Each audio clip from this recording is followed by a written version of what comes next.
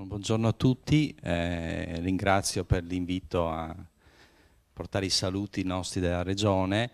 Devo dire che questo convegno interviene in un momento un po' particolare per quanto riguarda un po' l'organizzazione regionale, nel senso che è proprio un momento che stiamo vivendo a livello del nostro Dipartimento, del settore minori, giovani e famiglia che rappresento in questo momento, in cui stiamo un po' riprendendo in mano molte cose e cercando di rilanciarle. Abbiamo avuto anche occasione recentemente poi di parlare di questo, no? Diciamo, la Regione Veneto ha una pietra miliare che è la delibera 2416 del 2008 che ha definito molte cose, è andata a definire un sistema. Sappiamo che sul territorio sono stati portati avanti molti progetti molto validi, ci sono delle organizzazioni molto articolate, c'è un adeguamento a quelli che erano gli standard che erano stati definiti. Abbiamo raggiunto nel 2013 l'obiettivo di una proporzione 60-40 tra affidi e inserimenti in comunità, quindi 60% di affidi e 40% comunità, quindi inversa rispetto al punto di partenza. Questo è un dato sicuramente molto importante. Ecco, però ovviamente a distanza di tempo c'è anche bisogno di andare a rivedere il sistema, rifotografarlo sostanzialmente, rimetterlo a punto. E quindi abbiamo avviato da pochissimo due coordinamenti, uno quello dei CASF, i centri per l'affido e la solidarietà familiare, e uno dei servizi per la tutela minorile. Tra poco avvieremo anche il coordinamento delle comunità educative, di tutte le strutture di accoglienza presenti nella regione, quindi un tavolo di coordinamento anche di questo. A quale scopo?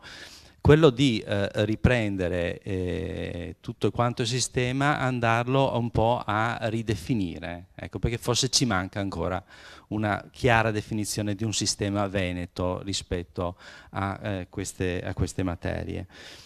E sono in corso anche un paio di studi per facilitare tutto questo lavoro. Io non mi vorrei dilungare troppo nel descrivere quello che stiamo facendo.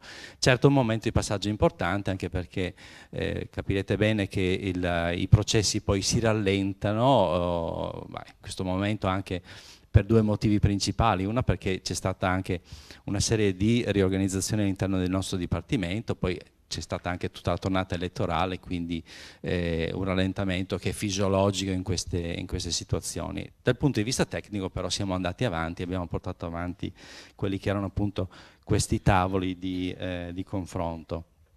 C'è un altro passaggio importante che avverrà proprio tra pochissimi giorni, potrebbe essere già la prossima settimana, che sapete che la legge 37 la legge regionale 37 del 2013 ha definito la chiusura del difensore civico e pubblico tutore dei minori per convergere nel garante unico.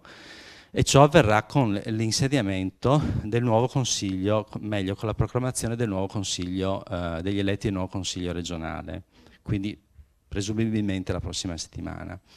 Allora, questo è un passaggio importante perché andremo gradualmente, si andrà gradualmente a diciamo, fare un passaggio di competenze dall'ufficio del pubblico tutore dei minori, che sappiamo tutti, no? La presenza, l'importanza che ha avuto in questo periodo, verso una nuova figura di garante che prenderà le stesse funzioni, ma ovviamente comporterà una fase di passaggio dove c'è una certa garanzia ovviamente di mantenere comunque le funzioni principali anche nelle fasi di passaggio. Per cui vedete è una fase un po' evolutiva importante.